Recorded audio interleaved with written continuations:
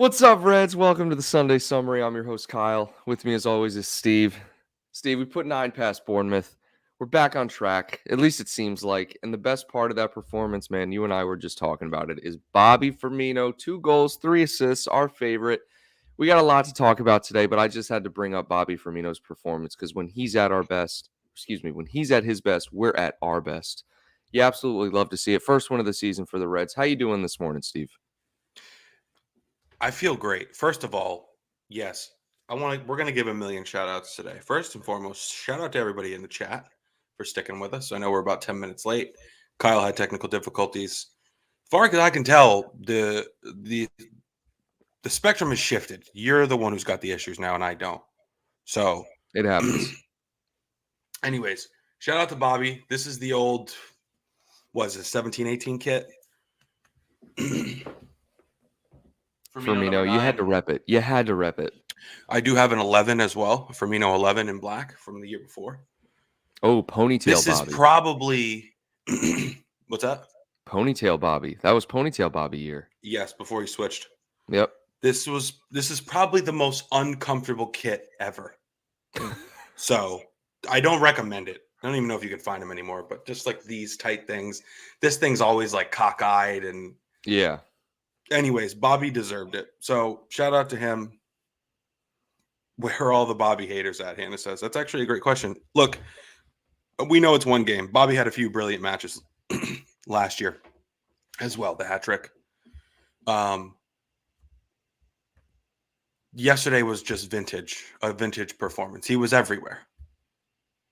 And like he seemed hungry. I talked about this with Alexi yesterday. He seemed like angry almost.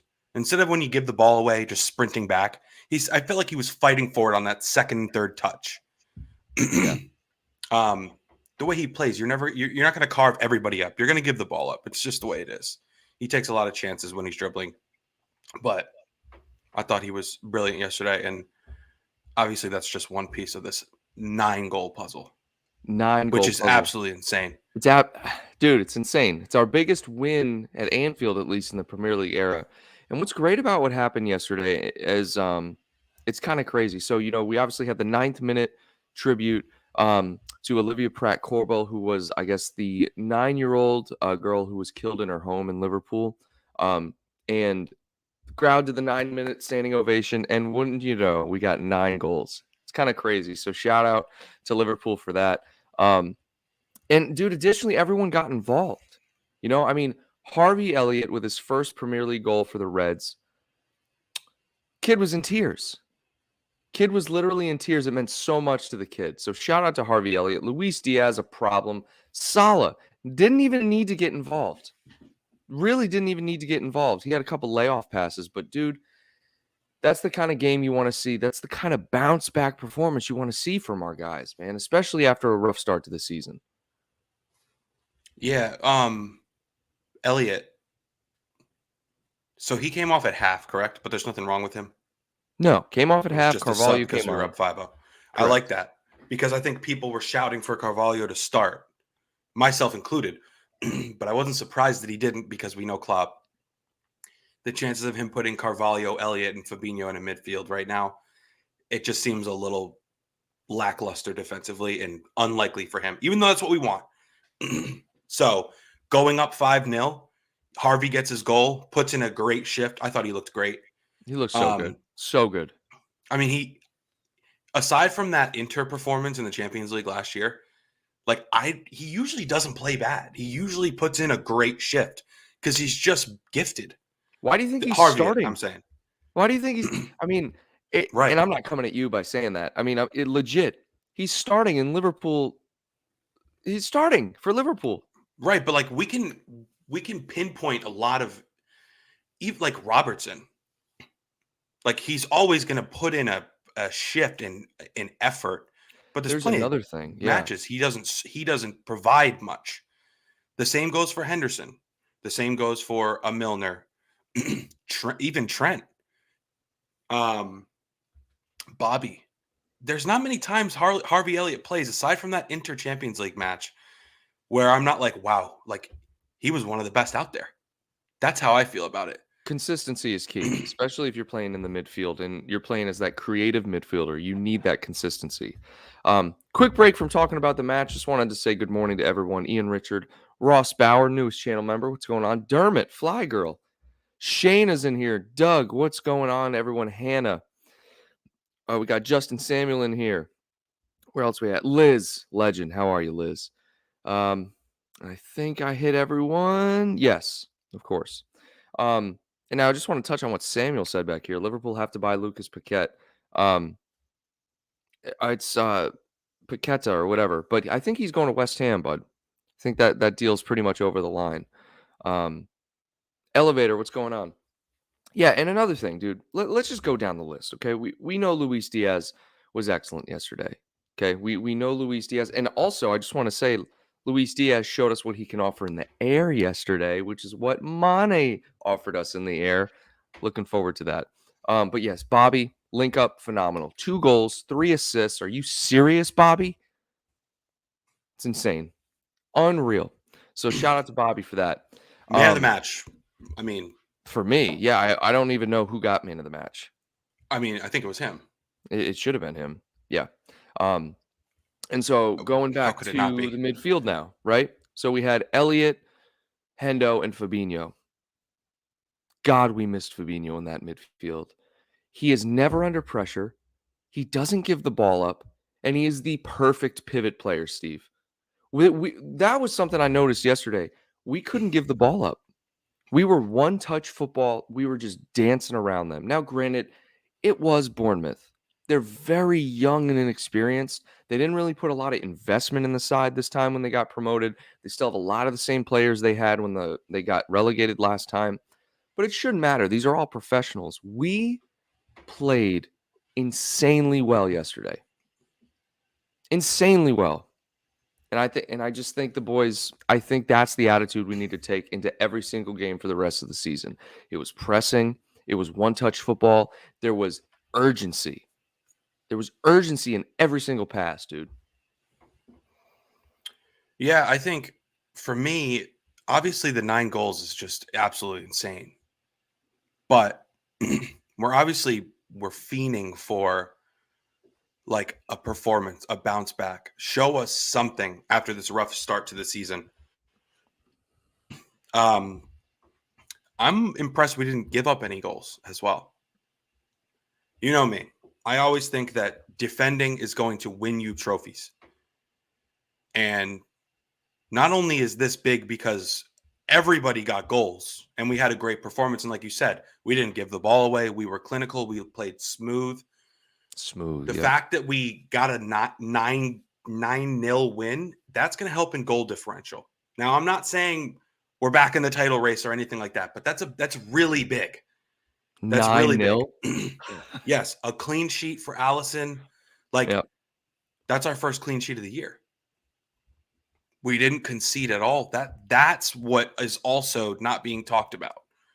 The defense just was top to bottom performance. It was beautiful. Absolutely. And shout out to Liz for the $5 super chat. 9-0. James freaking Milner playing when he should. What a great team performance. We still need a midfielder. Yes.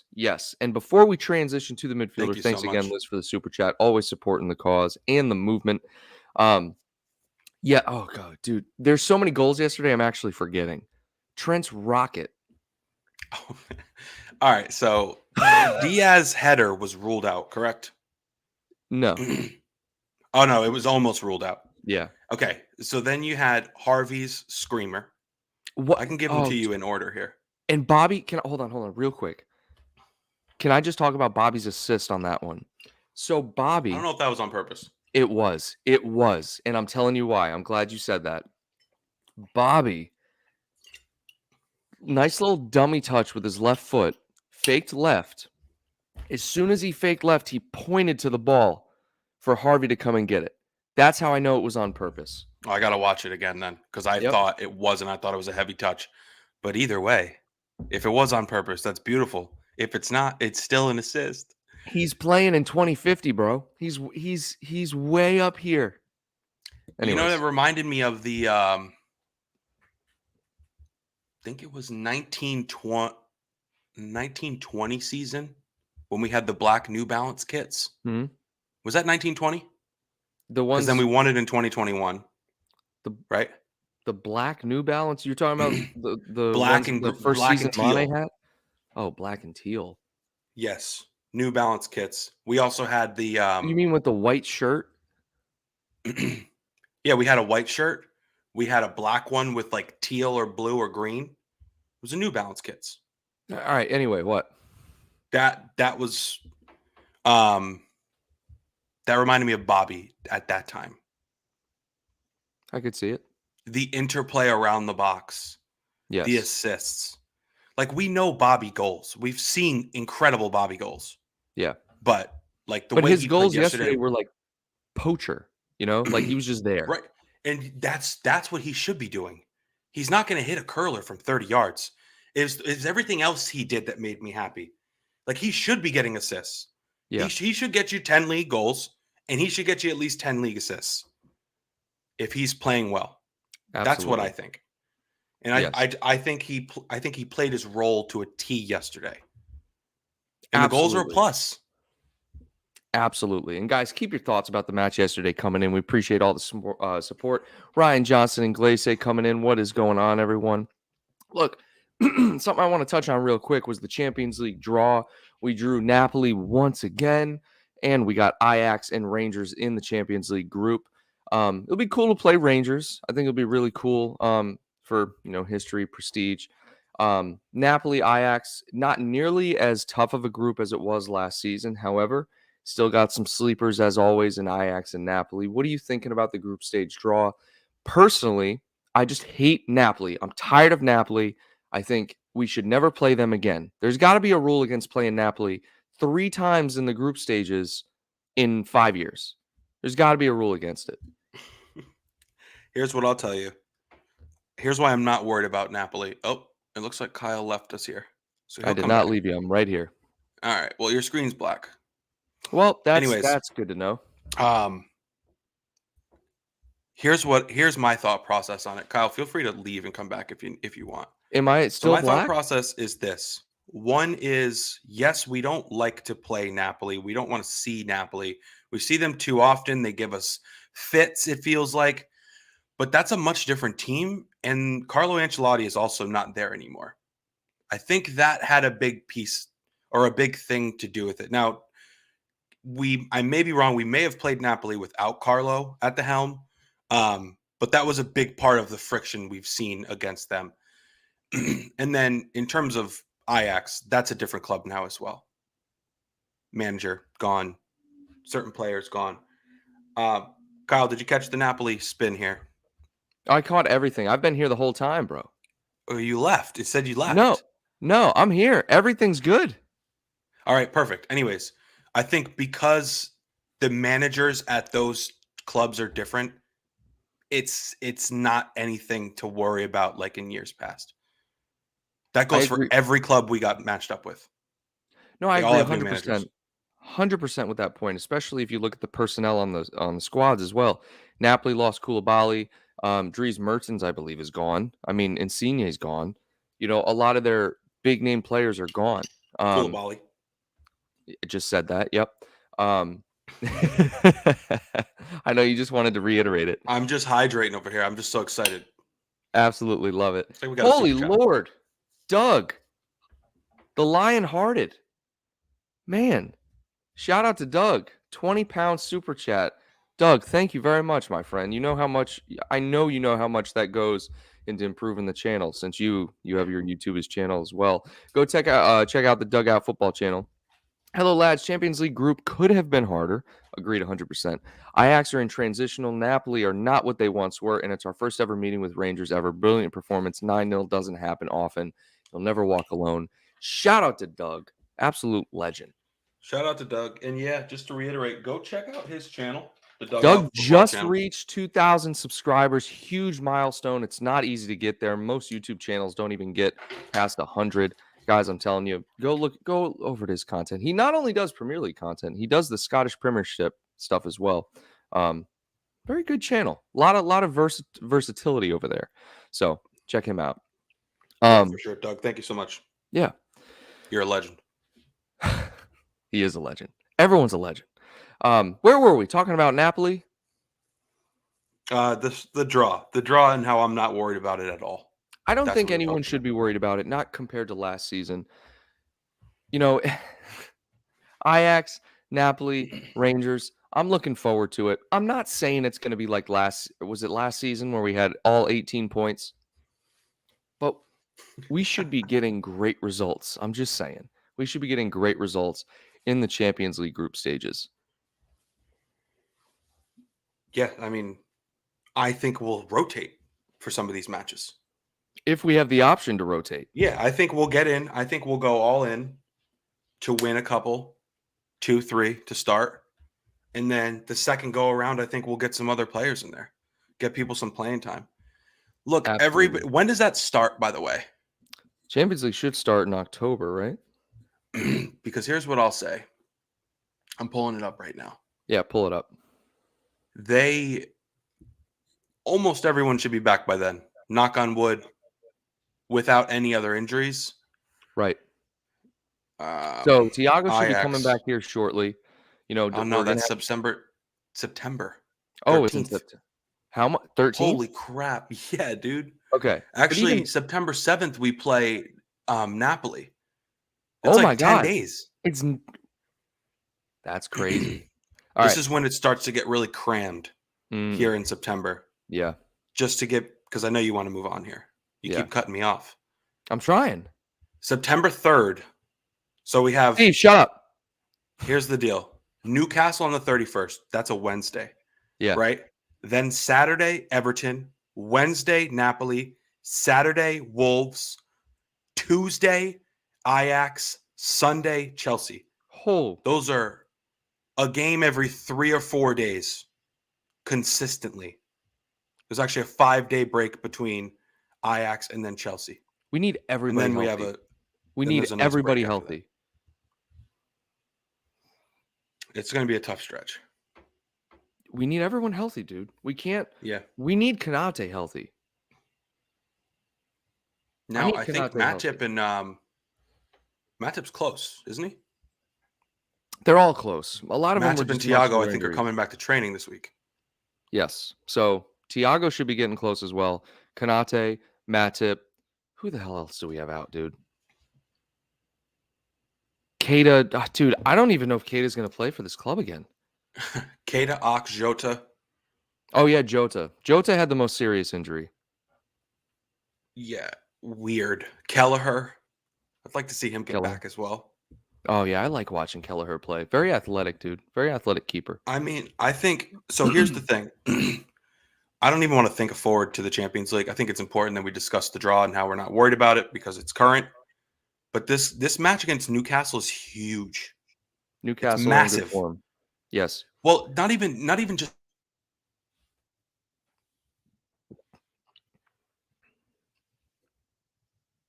Steve froze a little bit on my end. I got you frozen here too, but whatever. Let's just continue. Thiago, Matip. There's other people knocking on the door to return to fitness.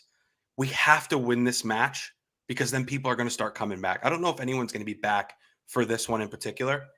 So I think like if we can get through Newcastle and get the 3 points, we're in a pretty good spot. Because aside from anybody else is undefeated. Who? Or I don't know if anyone else. Yeah, it looks like Arsenal's the only team that have won every match. You mean Arsenal? That's what I said. Oh, I thought you said Newcastle. I couldn't. You kind of break it out. No. Like we have to win this. This is just like a must-win match. Steve, I'm going to tell you this right now. We have to win every match from here on out. Right. We honestly have to. I mean, we're obviously not going to, but when you start the season with a loss and 2 draws, you have to win out for at least the next 2 months to even get a sense of where we're going to finish in the table. Because look, Man City coming back against Crystal Palace, did they ended up closing that out? They won that game, right? They did. Yeah. They did. It's unreal. So Man City are going to do that all season. And you got teams like Newcastle and Arsenal who are playing phenomenal football. Okay. Not saying that they're going to sustain that, but at the moment they're up there. So we have to take that into consideration when we go head to head, like you said, with Newcastle, with Arsenal. we have to beat all these teams. And historically, we've been fine, but we have to do it this season. And because we lost to, God, who do we lose to? Was it Crystal Palace? United. United, sorry. We lost to United, drew against Crystal Palace, drew against Fulham. We can't afford to draw those big top 6 matches. Okay, and even now into the mid-table matchups. matches. Yes, absolutely. Like the games again, like I nothing's changed for me personally. Like I still think we're going to be there in the end.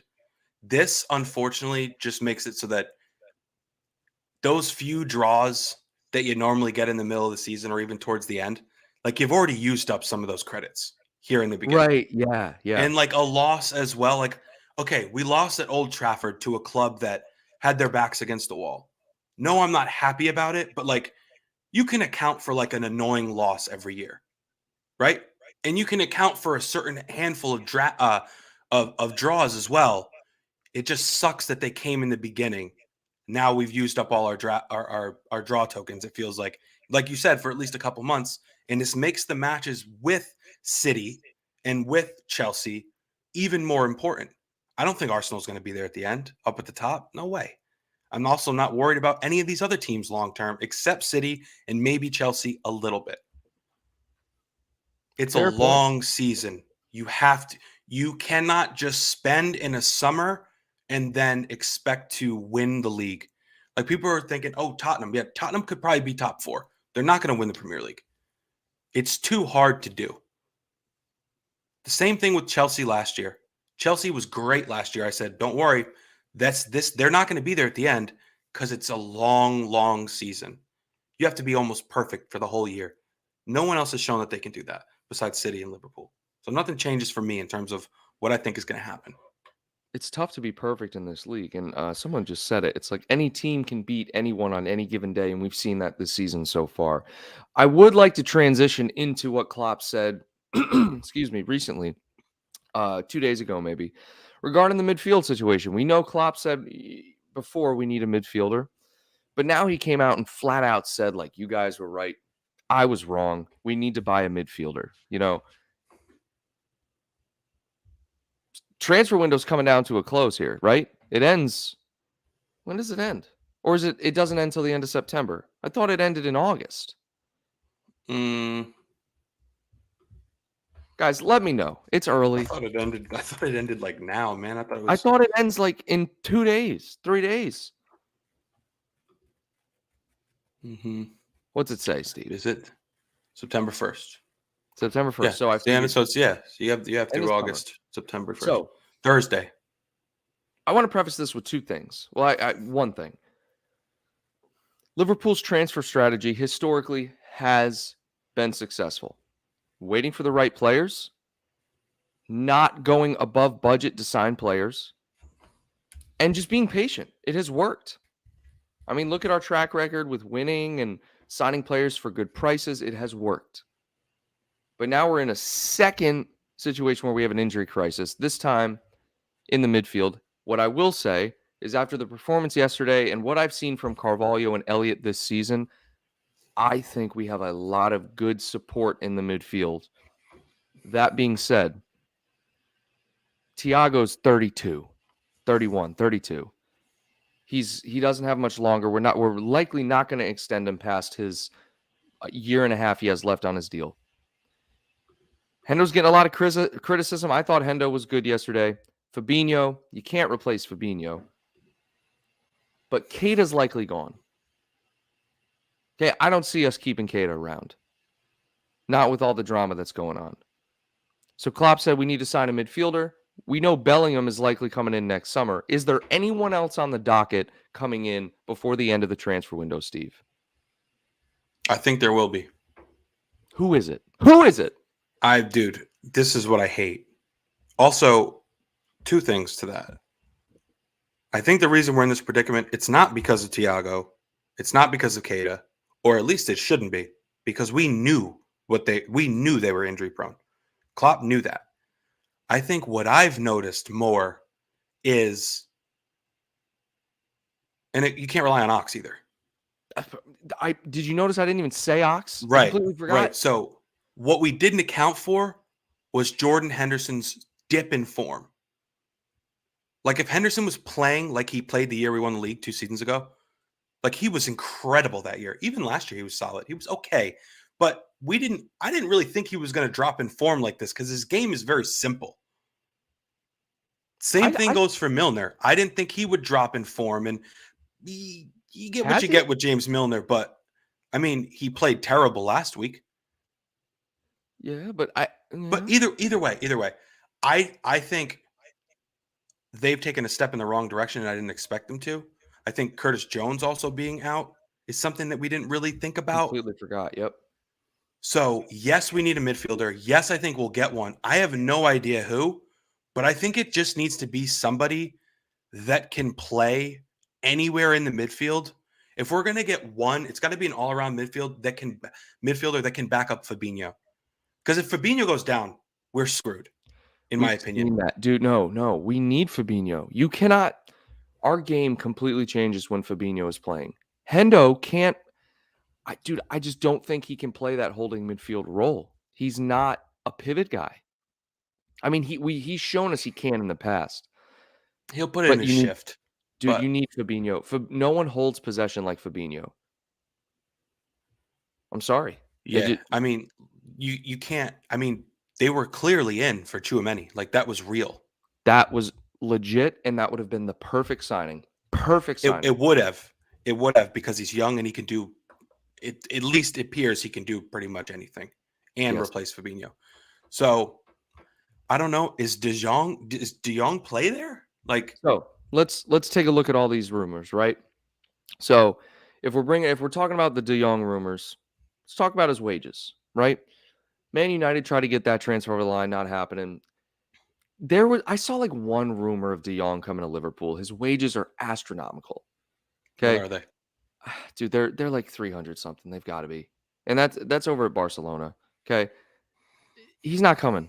He's not coming unless however, I did see an article that also said he's willing to take a drastic pay cut to come here. But again, that's just speculation. Okay.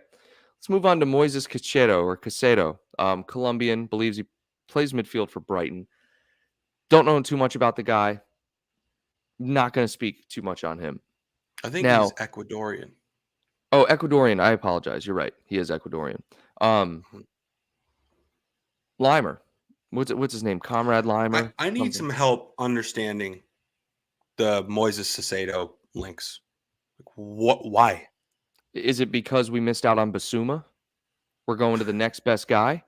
No, I don't think we missed out on Basuma, dude. Neither do I. Those were dead rumors. Like, I'm just looking at. He hasn't really played much. He doesn't start, I don't think. Like, he'll start intermittently. Well, somebody help me understand. Like, somebody actually let me know. Because I don't know. I don't get it. He's young, but what are we seeing in him? If he's not playing for Brighton on a regular basis, or maybe he is. It looks like he started every match for them this year. But last year he played 8 matches. Yeah, dude, he might have been injured last season. Look, the only one that I wanted or that I'm thinking about, okay? Jude Bellingham's coming next summer. I think we can almost guarantee that. You think? I feel like he's coming next summer, and that's no question. I have no idea. It depends what happens right now. He could come now. You don't know. Twice? Like, how many times have we seen things change in a flash? Like, maybe Klopp is saying, all right, we need something now. I don't want to get something because I want Jude, and now I don't want to wait. We're going to give you extra money. We're going to give you Keita as well. So I believed that rumor where it was like a swap plus funds deal where you send Keita over plus, I don't know, 60, 70, 80 mil, and you get Jude Bellingham. I believed that. I legit believed that. But a lot of reports from reliable sources coming out and saying that is not happening. Like, Keita has no interest in going to Dortmund. There's no talks going on with that. But I can almost tell you that it's certain Jude Bellingham's coming next summer. The reason I don't think Jude Bellingham would come now and we would get someone else in his place is strictly because of the price. Dortmund don't want to sell Jude Bellingham. Jude is easily over 100 mil right now if we got him. You're not paying If you 100 put a mil play, for him. yeah, but you put a player in there. No, dude, they might not want the player. It's not like sports here where you can just trade a player. Like, first off, the wages have to match up, and you can't just do it. It doesn't happen that often. But, that's just what I'm thinking. But other players, Ruben Neves, there's another linked player. We were linked with him before he made the move to Wolves, guys. I'm But I not don't know. interested in that at all. Neither am I. I don't want Ruben Neves. I know he's good. I don't want him though. Look, here's the thing. Again, all these links, who knows what's real and what's not? Like, I think people hear a name and then they go, "Oh yeah, I want that one." But we have right. We talk about this all the time. We have the ability to think outside the box and say, "Oh, we want. It would be great to have that person." Right? Like, I don't know. Let me just pull a name out of thin air, like Gundogan or something. Right? Like, we don't see those links, but I would love to have him. I think he's a great player. Sure. But that's just one example. It's just one weird example. De Jong. De Jong doesn't make sense, I don't think. You're right, because of the wages. First of all, he should never have gotten paid those wages. Barcelona for a good season or two at Ajax at 20 years old. They're so stupid, dude. Now, ridiculous. He's just going to get bounced around Europe now. Of course he is. Just like De Ligt. That's it. These deals, these players leave too early. They go to teams that don't care about them, that don't have a good developmental program, and they're trash. They're just absolute trash. One name that was brought up was Marcos Llorente of Atletico Madrid. Defensive midfielder, can also play central midfield. Why? What's that smirk for? Is he the one that scored the 2 goals against us? Yeah. In the second half against Adrian? He might have. I don't know. I can't remember. I don't know if we're going to do business with Atletico Madrid. Doug, welcome back, my friend. Welcome back to the channel membership. It's like you never left, man. Dude, I don't know. I don't know, man. Guys, throw some names in the chat, okay? My thing is, I literally said this at the beginning. Liverpool have this transfer strategy that works for them. Patience, identifying the right players, and getting those players in. Jude Bellingham is clearly the right player. Carvalho and Elliott have gone above and beyond. I think, from what I've seen from Elliott, we both agreed on this, Steve, earlier in the show. Every time he plays, he's good. There's no inconsistency with him, except for that Inter match that you talked about. Carvalho, though, same thing I'm starting to see from him, dude. He is good. He's a problem. Okay? I don't think attacking midfield-wise, we're going to bring anyone in. We're likely going to see a DM or a central mid, and that's where Bellingham comes in. But with Thiago coming back soon, honestly, he's like 2 weeks away. All right? Naby Keita's really the spot we have to fill. What player out there is like Naby Keita? Ruben Neves? Quite possibly. Okay? What are some other players that we were linked with? Lucas Paqueta, guys, he is going to West Ham. I don't know how he's going to transition into the Premier League. I mean, the French league is just not the same intensity, not the same physicality. And I think that's why Klopp is looking for likes midfielders from the Bundesliga. Like, there is so much physicality in the Bundesliga, and Jude Bellingham is still a young star. I mean, Klopp's making this young transition. Elliott, Carvalho, both 19. Bellingham, I think, is still 19, right? I don't think he's older than that. A lot of people saying James Maddison. Nah, I don't care for James Maddison at all. And then there's Conrad. No, I'd rather have Tielemans. 100% rather have Tielemans. Tielemans, there's another one. So Tielemans. James Maddison has struggled to get game time at Leicester in the past. But so I'm all set with him. Dude, Brendan Rodgers doesn't use a cam. Like, he doesn't. He more so, I'm not going to get into that. But Tielemans, all y'all back when you say I would pay $60 million for Tielemans, man might go for $20 million now if he doesn't sign a new contract with Leicester. And that's why you don't That's why this transfer strategy for Liverpool has worked.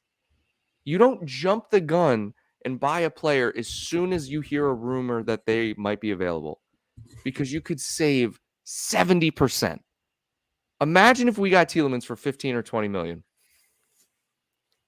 It's an absolute steal, Steve. Yeah. Look, I think I'll also be interested to see if Naby does go, what he gets bought for. Because I still stick to my 15, 20 million. No, dude, he's going for 30.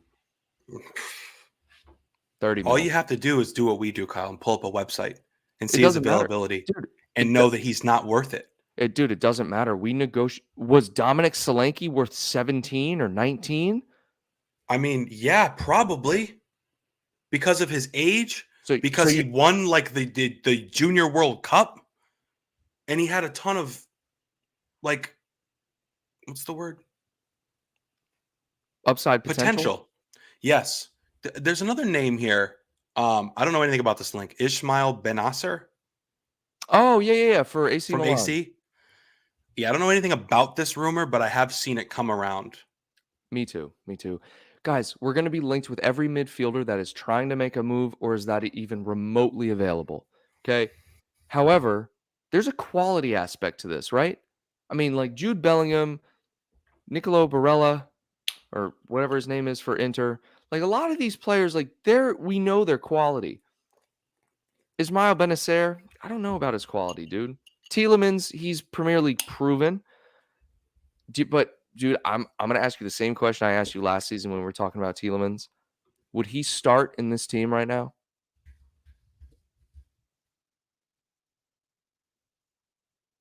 Today? I mean, yesterday he may have started for Hendo. But probably not. If everyone's fit, probably not. But we have so many matches. So you're not everyone's always going to be me. fit. What? I'm pretty sure last time I asked you this, with everyone healthy, you said Tielemans would 100% start.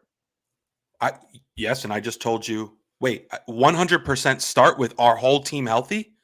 I think that's what you said. I said no, he wouldn't start. I said he wouldn't play at all. Myself. Yeah, you should be. I said he wouldn't play at all. I was the anti-Tielemans. We all were. I don't look. Oh, God, where is Tielemans? Whatever. Let's go. Let me go over to the chat here. Where are we at? Kieran B says the problem with Tielemans is that he's not a good runner, very good footballer, terrible at pressing. He's not fit. I think we should go for an athletic midfielder over Tielemans. Bellingham. Black Prince, what's up? Bellingham is definitely in next season. Naby's position is of concern for Klopp. We need a left midfield player that can break the lines, especially when Thiago is out.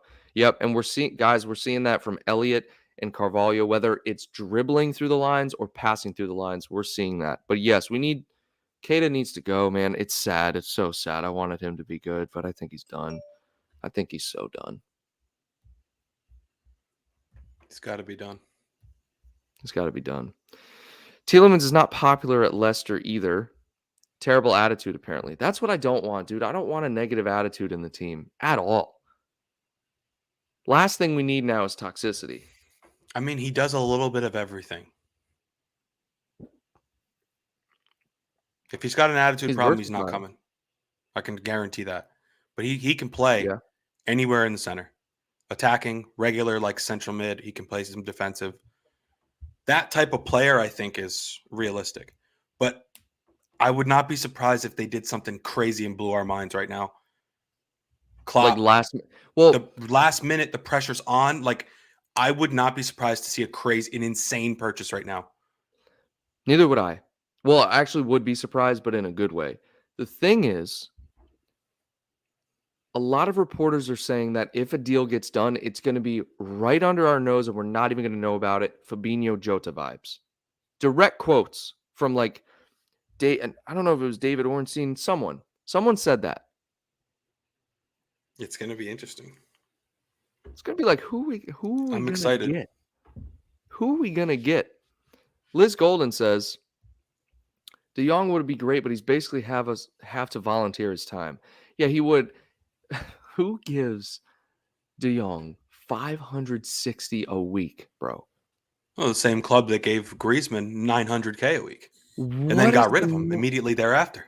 Why are they so stupid? I can't get over it. I can't get over how stupid that club is financially. Says Inglese, if Bellingham wants to come, why not now? I get the question. The dude's on a contract at Dortmund and they're not willing to sell. So therefore, they don't have to do anything. The only thing I could see is if Bellingham started doing a Coutinho. He's just not showing up to training, hands in a transfer request. Then they're kind of forced to sell him to protect his value, because then you could argue the player wants to leave and you don't have to pay what he's worth. Guys, Bellingham's coming. Unless I'm just telling you, I don't know if it's now. I think it's got to be next summer. The price is way too high right now. Way too high. What do you think it would be next summer? Next summer, what do you think it would be next summer? Next summer, can you pull up his contract just so I can get an accurate guess here? Because my mind is saying 70 or 80 mil next summer.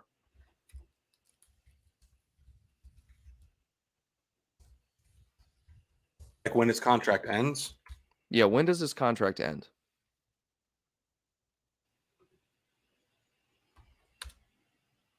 My computer is garbage right now. Oh, Steve. What? Let's go. My computer's trash right now. I'm trying.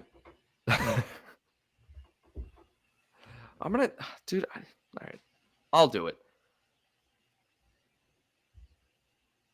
When is Bellingham contract up? June 2025. That was dumb easy, Steve. Okay. That's sad. That's sad. You should feel ashamed of yourself. June 30th. Oh, shit. Steve's gone. See you, Steve. Probably invite him back. But June 2025. So to answer Steve's question, his value is protected. They could very easily, if they wanted to, sell him right now, and they could ask for 100 million plus. No question in my mind. I think if we wait till next summer, we're still going to have to pay pretty much what we paid for Darwin Nunez, in my opinion. Let me invite Steve back. So in that case, I'm thinking I'm going to go very broad here, 50 and 100 mil. What do you guys think? Let us know in the comments. What do you think is the value for Jude Bellingham next summer? Okay. Hannah says, no way Dortmund let Bellingham go the same season as Haaland. That's what I'm saying. They're not going to, and they've already said they're not going to. Liz says, I think we agree to terms on Bellingham by January. We need midfielders, players. Well, yeah. Tielemans is the best gap filler given our present situation. That's a great way to put it, Black Prince. Yes. So Tielemans would be able to just fill the gap. And if he doesn't work out, he doesn't work out. That's fine. And it'd be cheap enough to where we get him. And if it doesn't work out, it's not like you lose a lot of capital on that investment. So, Steve, basically I said I'd see him worth between 50 and 100 mil next summer. Now, if you were to get him, you got to pay at least 100 mil, or at least that's what Dortmund would be asking for because of his contract running out, his age, and it would be selling him in the same season as Haaland. They wouldn't do that. All right, so wait, you think so his contract ends in 2025? Correct. So his value is protected. They can ask for whatever they want. So why would they ask for 50 million less next year than this year? It's 1 year less. That's not a big deal. We're not talking the last year of a contract or a contract set to expire 1 year later. There's still 2 years left on the deal. Okay. And there's going to be a bigger market for him next year if he plays well. Good point. Let me put it to you this way. Okay. He has already made it known that he would like a Premier League move. Dortmund, because of he's under contract, have the ability to just keep him. But because it's already known that he wants to go, if you agree pre-contract terms with him a year in advance, like we did with Naby Keita, I think it knocks the price down a little bit. It's still going to be expensive as hell. Like I saw reports, if we bought him now, it would be $146 million if we wanted to bring him in now, which is a joke.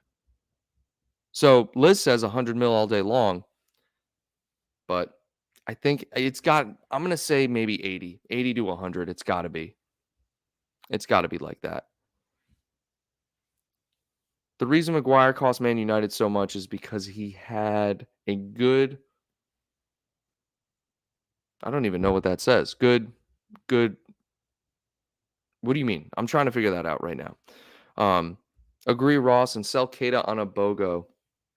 So that's what I believed. I believed that if they were trying to get Keita to go to Dortmund, we could potentially knock the price down for Bellingham. Only this summer, though, because Keita only has a year left on his deal. And Liz says I'm including add-ons. Okay, so yes, again, there's add-ons. And the add-ons could be anything, like appearances, goals, clean sheets, like anything you want, they could add it on. So trophies won, you add on money. And those could be kind of like fail safes or protections against paying an astronomical fee. Because I'm telling, like, it may not be 150 mil, but they could easily get 120 for Bellingham right now. If any team went in there and asked for him, they could get 120 million. All right, I got to invite Steve back. Something's going on with Steve. This will be the last time. Here we go. We're inviting him back.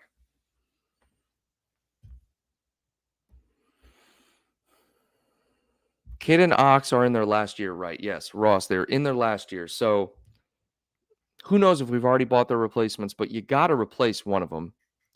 Okay, here he is, my man. Here he is. He's back. What's going on, man? I don't know, dude. It just StreamYard found out you were talking shit and just kicked you. I don't know. Are you like hosting this with your Wi-Fi or something? No, I'm on the Wi-Fi where I'm at. I got full Wi-Fi here. I don't know what's going on. And I told you, StreamYard is in here, bro. And they're just like, they must be, dude. I had to switch over to Firefox. Oh my God.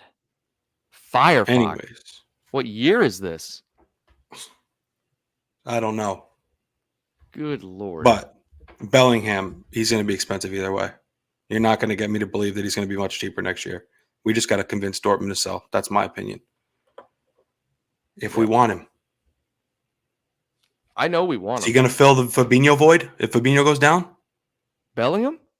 Yeah. No, but Chouameni would have. Good God. I wanted Chouameni so bad. Mm-hmm. That would have been the perfect signing. Sheriff said, why would Dortmund go for a glass mid to replace Bellingham, though? It's not. So we were talking about when you were gone, Steve.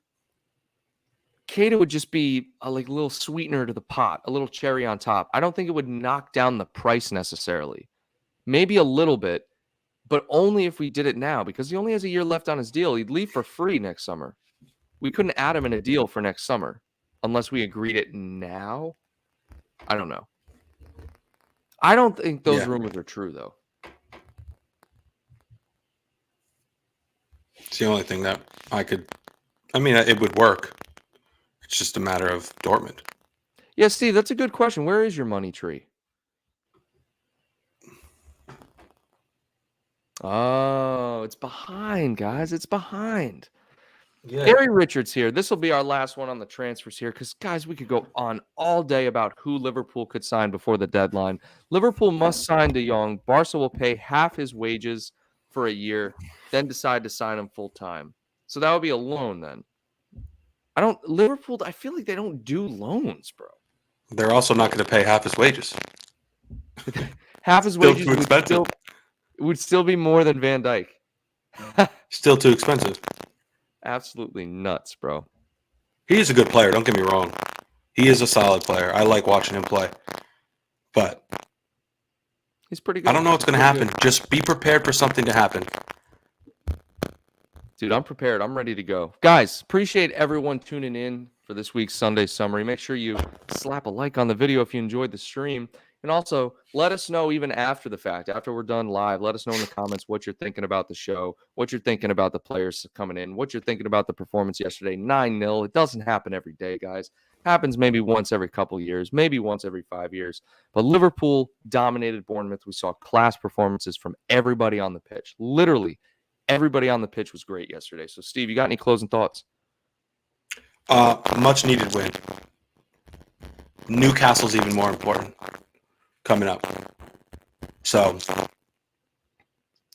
thinking about that match and that match only, hoping something happens with the midfield now. Yeah, I mean, I feel good after that match, but that's just one. Help for goal differential, though. Nice to see Bobby world class again. The young guys get some goals. Van Dijk get back on the score sheet. I feel like it's been a while. Yeah. I feel like everybody played. Got some game time for youngsters. Like I feel good about it. I feel great about it. I'm looking forward to Wednesday. Wednesday's going to be tough. I'm ready for it. So thanks for being here with me, Steve. Thanks everyone for tuning in. Until next time, Reds, take care.